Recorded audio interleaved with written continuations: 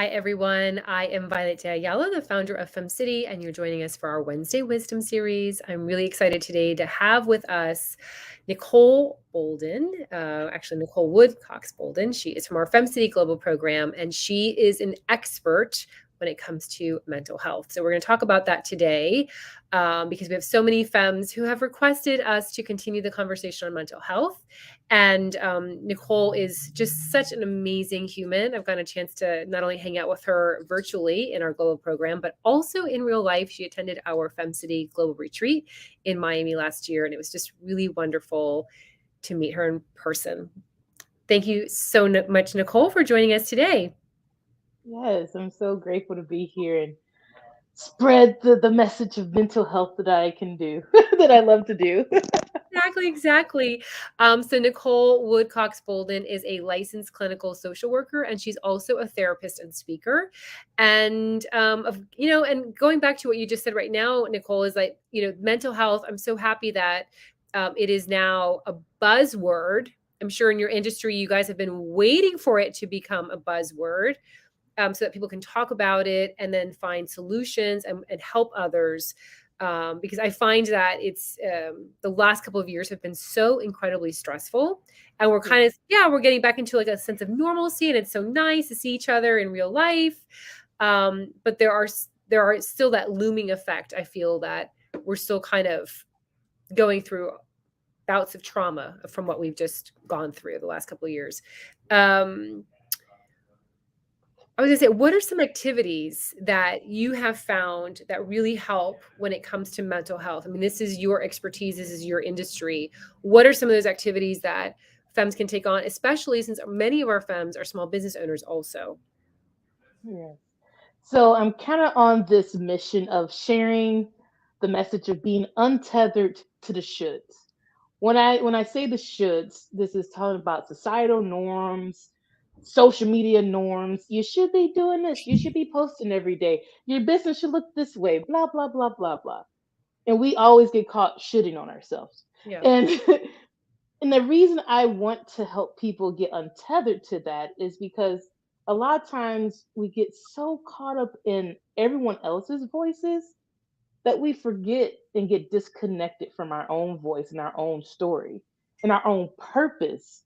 And so, a major activity that I've been working with people on is really creating their anchor story or even reconnecting with their anchor story because we all have it in us. And so, a lot of times, I'm just saying, get reconnected with it, get attuned to it, and put it down on paper so you have a reference point. And so, the anchor story really comes from grabbing hold of those moments when you feel the most alive, where you feel the most creative. And it's just like, yeah, this is who I am. This is where I feel the most safe, the most alive, the most me. You're not putting on any type of mask to make other people happy, but you feel fully you. Yeah. And so grab hold of those moments. I was just speaking with someone and they were talking about motherhood because I work with a lot of parents. And she was saying that she loved the moments her kid was got some sprinkles and poured them all over the place. And her inside, her initial thought was like, ah, he, he sprinkles all over the place. But she was able to grab hold of the moment and say, like, man, my son just wanted to create a dessert for us. And it came from a place of wanting to do something good for the family. And so she was able to put back all the voices of like, you must discipline. This kid's not following directions, blah, blah, blah. And she was able to call onto her most powerful version of motherhood. And she was able to nurture him and say, like, wow, I'm not upset. I'm just shocked that there are sprinkles everywhere. But let's go to the store and get the ingredients so we can make cupcakes together. And then we can have the dessert that you wanted for the family. So she was able to correct and explain the proper way to do things while still encouraging her child to be curious, creative, and loving Yeah. to the family. Yeah. And so in the business, it may look like I just went to a conference of sorts and I was volunteering and it was long days. It was like 10 plus hour days. but I felt so alive and I had so much fun. And I had to take a moment and capture what made this so good for me. One, I was around people who had a positive mindset. So the community, the container that was I was in was one that served me. Yeah. So that's one, to be aware of your environment. Two, I was doing what I love. There was no rules around how long I could talk to people. There were no rules about I had to bill insurance for this. There was no politics around, no rules, regulations, blah. I could just love on people the way I wanted to love and provide them with the support that they really needed.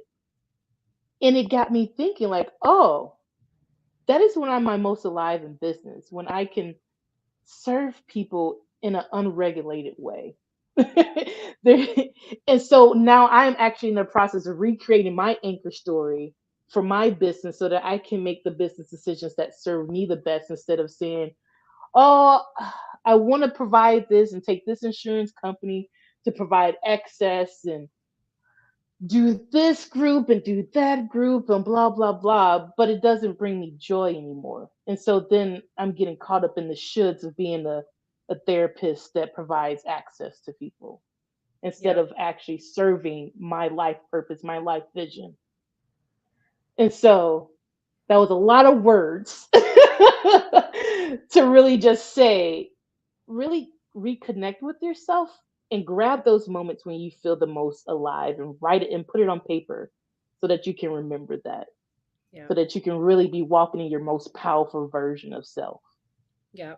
So what I'm hearing from you, and I'm taking notes also, is that it's reframing your everyday and stepping away from what you think society expects of you, and instead look for the moments that bring out your joy, and then spending time in that space, and that will help you to elevate the way that you feel. And also, you mentioned, sometimes when we're kind of focused around about the people that we're hanging around with, it helps to support that healthiness, that healthy kind of mental health that we talk about. Is if you're hanging out with a lot of happiness, people that have positivity, then it reflects on you, and then you also feel happy and positive. And I know there might be some femmes out there that say, I live in the middle of nowhere, or I don't know anybody who's positive or happy. Maybe my current domestic situation is not the most like happy or positive or elevating.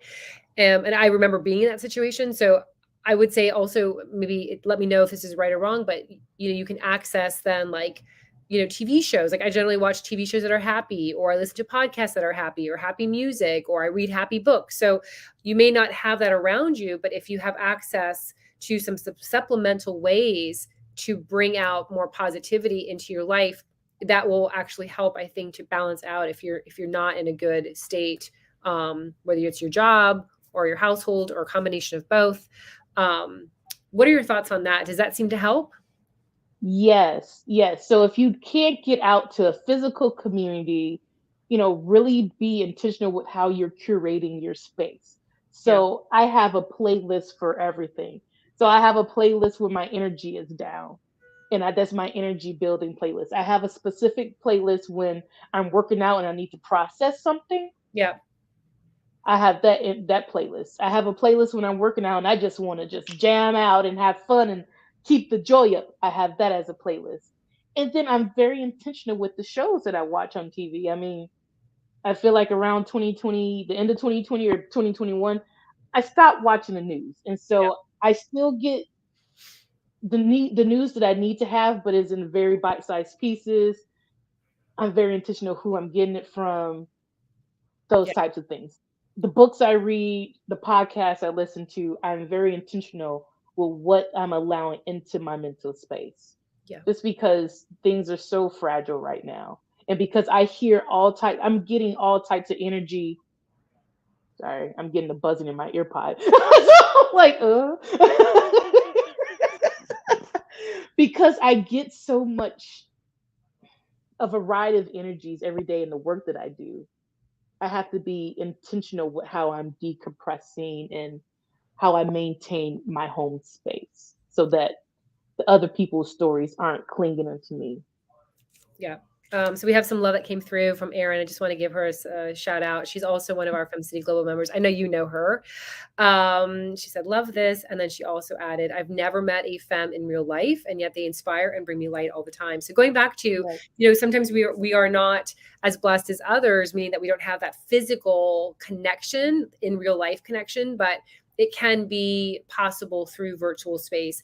And even like when you talk about mentors, I know that for many years I didn't have a mentor that I knew, so I looked for women that created amazing success, and I used them as mentors, through the eyes of like YouTube or television. So sometimes we do the best we can with what we've got at that moment. Mhm. It's some more love that came through. So am I. I'm very in tune with what I need and what I'm willing to add into my space and what I can't emotionally allow. Yeah, love that. Yeah.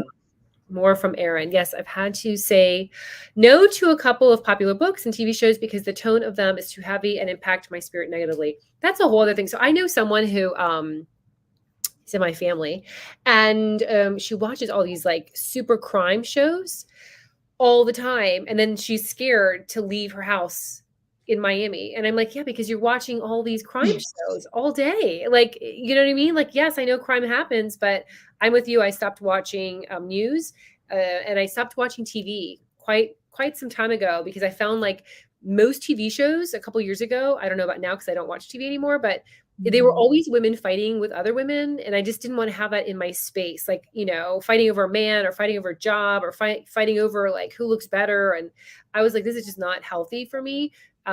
So any other resources that you can share when it comes to our femmes focusing on their mental health? Yes, and so I mentioned writing your anchor story, and if that sounds too like, what do you mean by anchor story? Another way to look at it is most of the time you have a business vision or even business mission statement. For your personal life, make a life vision, a life mission statement, so that you know what stories are dictating your life. You know when you're in alignment with your purpose. Yeah. Because that makes a big difference with the stress and anxiety in your life. When you're catering to other people's needs or expectations for yourself, that's going to bring up a level of stress and anxiety because you're just like, are they going to accept me? Are they going to laugh at me? It's like they're all going to laugh at you. And that's going to constantly be replaying in your head Yeah. if you're disconnected from your personal mission, your personal vision. And so, yes, it's okay to take the advice and mentorship of others, but if you're completely disconnected from your own life vision and mission statement, your anxiety is going to be through the roof because How you're would trying to control all the pieces to right. make it happen. How would you, and I wrote that down, how do you write a life mission? Like, what are the formats, or where can we learn more about creating that? Because I think that's a great exercise for our femmes to do. So I really like I have a little workbook for a family mission statement, but it really came from Stephen Covey's Okay. book, Highly Successful People, The Habits of Highly Successful People. He talks about having a family mission statement. And so you can kind of take the same format of how do am I supported? What are some goals that I have for myself? What are some things I want to leave behind? What are some things I want to take with me? So it's really who do you want to show up as? Right. What are the things that bring you joy and excitement? That you're working from your most powerful version of self Mm, and not this fight or flight. Like a lot of us are working from a fight or flight state where we're just trying to stay safe. We're just trying to make enough money to pay the bills or buy this house, buy this thing, get this food. That's coming from survival. That is not your most powerful state. mm, Even though you're trying to get seven figures or whatever, and it seems like very noble, like, oh, I'm not in survival mode anymore. If your vision only looks like material things, you're still in survival mode. yeah.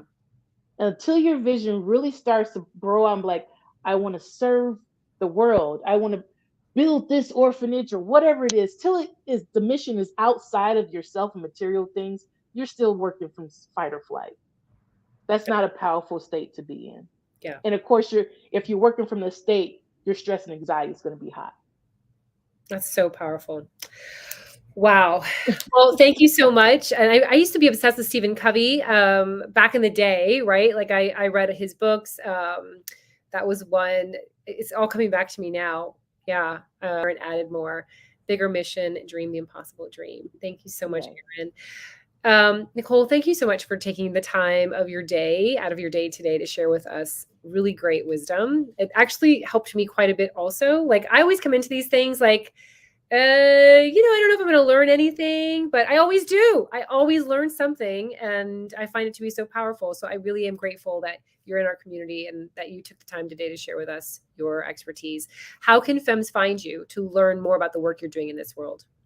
Yes, I encourage everyone to follow me on Instagram, Thriving with Baby Chicago, or connect with me on LinkedIn. Is under my name, Nicole Woodcox Bolden. And let's stay connected because at the end of March, I really want to create this circle of mentorship where we have regular check-ins and then some specialty groups. Now, the circle of mentorship is not going to be for everyone because that's not my niche. It's going to be like birth workers, parents, and people in mental health. Yeah. Because my goal is to have this community of mentorship where people can have that safe space to say, "I got you." Yeah. Go ahead, serve your purpose. I have you. I love that. So there'll be more to come. I'll have wait lists out there later in the month, but I invite you all to join me in this community because the community matters. The container matters. You can hear the same thing from 10,000 people, but depending on the containers when it's really going to shake your life. Yeah. So, Thank you. And by the way, I'm loving your hair today. It looks so beautiful. I love your hair. Love it, but it looks so beautiful today. So anyway, thank you so much, thank Nicole. And you. thank you for all of you that joined us, and we will see you next time. Bye.